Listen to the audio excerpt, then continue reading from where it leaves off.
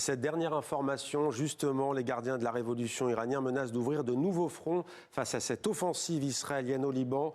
Téhéran est clair, il n'y aura pas d'accord avec les États-Unis sans une trêve au Liban. Ce week-end, il y a eu des affrontements entre l'armée américaine et l'armée iranienne. Et ces dernières heures, un média iranien affirme même que Téhéran a suspendu les négociations. Le récit de Sophie Goldstein. Nouvelle frappe de missiles iraniens ce lundi. Des tirs sur des positions américaines revendiquent les gardiens de la révolution en représailles aux frappes défensives mises en avant par Washington ce week-end sur des radars et des sites de drones iraniens. C'est la dernière escalade en date entre Téhéran et Washington, fragilisant un peu plus le cessez-le-feu en place depuis le 7 avril sur le papier, alors que l'accord cadre pour une fin de guerre au Moyen-Orient, annoncé à maintes reprises comme proche par le président américain, se fait toujours attendre.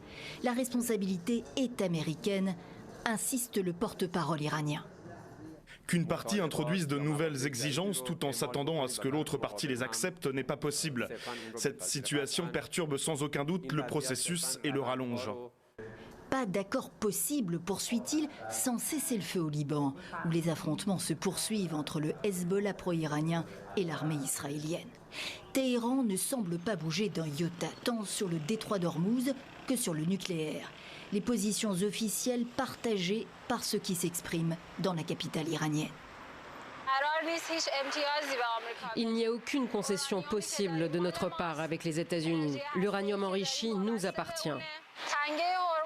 Le détroit d'Ormuz est comme notre uranium, comme notre terre. Ils relèvent de notre droit légitime. Ils nous appartiennent et personne n'a le droit de prétendre le contraire. Blocus maintenu par l'Iran dans le détroit d'Ormuz et négociations suspendues selon l'agence Tasnim. Avec le regain de tension, le prix du pétrole repart à la hausse.